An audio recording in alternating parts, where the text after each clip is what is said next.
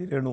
3 കാര്യങ്ങളാണ്. ഒന്നാമത്തെ കാര്യം ഞാൻ മദ്യനിരോധനം ഇപ്പം നമ്മുടെ ഇന്നത്തെ വിഷയത്തിന് നോക്കിയാലും ഒന്ന് മദ്യനിരോധനം എന്ന് പറയുന്ന സാധനത്തിനോട് ഉള്ള ഒരു വിയോജിപ്പ് തന്നെ. കാരണം നമ്മൾ ഹിസ്റ്ററി റിപ്പീറ്റ്സ് ഇറ്റ്സെൽഫ്. ആൻഡ് മദ്യനിരോധനം എവിടെയൊക്കെ ലോകത്ത് പല സ്ഥലത്തും ഇത് പല ഗവൺമെൻറ്റുകൾ പരീക്ഷിച്ചിട്ടുണ്ട്. ഇവിടെ എല്ലാം പരാജയപ്പെട്ടിട്ടുണ്ട് എന്നുള്ളതിനേക്കാൾ കൂടുതലായിട്ട് അതൊരു സാമൂഹ്യ വിപത്തായി മാറുന്നൊരു കാഴ്ചയും കണ്ടിട്ടുണ്ട്. അപ്പം മദ്യനിരോധനം കണ്ണടച്ചുള്ളൊരു മദ്യനിരോധനം കണ്ണടച്ചിരുട്ടാക്കൽ തന്നെയാണ്. അതുകൊണ്ട് സമൂഹത്തിനൊരു സൊല്യൂഷന് ഒരു ബെറ്റർമെൻറ്റും ഉണ്ടാവുന്നില്ല എന്നുള്ളത് ഒരു റിയലൈസേഷൻ നമുക്ക് എല്ലാവർക്കും ഉണ്ടാവണം. കാരണം അതൊരു സത്യമാണ്.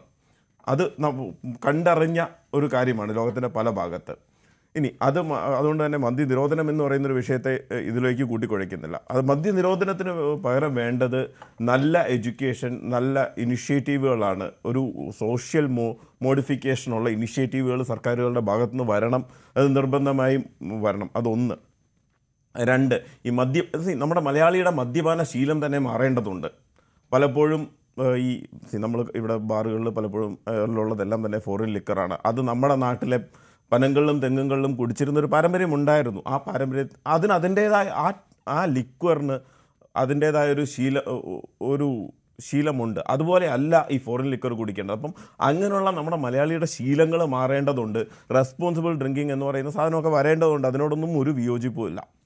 അപ്പം അങ്ങനെയുള്ള ഇനിഷ്യേറ്റീവുകൾ വരണം. പക്ഷേ ഹാവിങ് സെഡ് ദാറ്റ്, ഇപ്പം രേണു ചോദിച്ച പോലെ മദ്യം ഇല്ലാത്തതിൻ്റെയോ അല്ലെങ്കിൽ മദ്യം ഒഴിച്ചുകൂടാനാവാത്തതിൻ്റെയോ അല്ല, മറിച്ച് ഇപ്പം മദ്യം ലോകത്ത് വർഷങ്ങളായിട്ടുണ്ടായിരുന്ന ഒരു കാര്യമാണ്. അന്ന് നൂറ്റാണ്ടുകൾക്ക് മുമ്പ് തന്നെ അല്ലെങ്കിൽ സഹസ്രാബ്ദങ്ങൾക്ക് മുമ്പ് തന്നെ മനുഷ്യൻ മദ്യപിക്കുന്നുണ്ട്.